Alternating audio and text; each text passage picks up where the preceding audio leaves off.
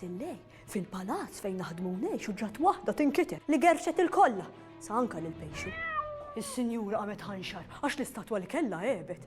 Ir-rid sartu antika u rid tal-familja qalet. Jien ma nafx tarala. Tixxammu, rata mqaret.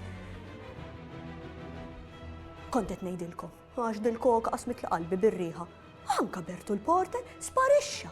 Fej maru ġej lura jien ma nafx u kollu nammetti għalhekk għandi naqadiqa. Insomma, tkunu law, għaddu, miftuħ dejjem il-bib, kif tkunu magħna naqraw xi ktieb.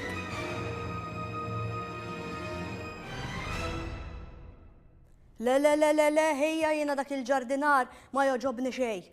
Den jissandika, jitini kull qata jħassarni, joħroġ minn wara l-affarijiet u ma jgħidx kelma waħda. Sewa xi ngħid ħafna naraħ stramp jew ma nafx. Imma rem, telaq li labtit li nnaddaf. Mhux għax darba jkolli abtit, imma x'dak bejnietna aħna biss nafuh. Jien sibt ktieb u ħanaqra. Għandna Rita l-qarnita llum xieħlew. Ħanaraw x'għandna. Rita l-qarnita kienet qed tilab Noli mal-ħabiba tal-qalb tagħha Ċikka il-lampuka.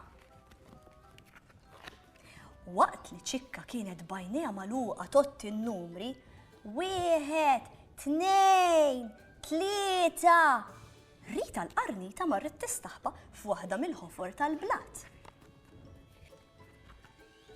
Ċikka marret fittex il-Rita. Dal-waqt naqbdek Rita, qalet Ċikka bid-bissima.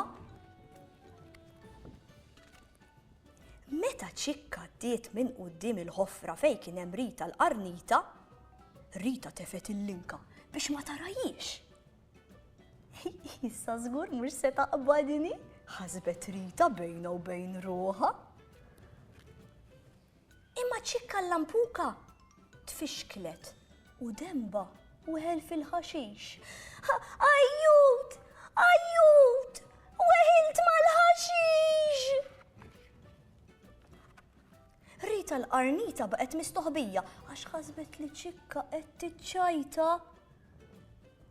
Wara ftit, Rita ħarġet mill-ħofra u rat il-Ċikka mwaħla. Ġejja ngħinek, qaltilha Rita. Bit-tentakli twal ta' Rita, Ċikka l-lampuka ġiet salvata u ħarġet mill-ħaxix twil. Ċikka għanqet lil Rita bil-ferħ. Grazzi ħafna, int l-ikbar ħabiba tiegħi, qalet Ċikka lil Rita. Rita l-qarnita u Ċikka l-lampuka reġgħu bdew jilagħbu Noli.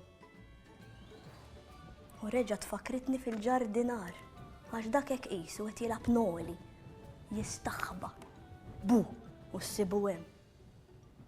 Wara ħammur, spera ma naraħx.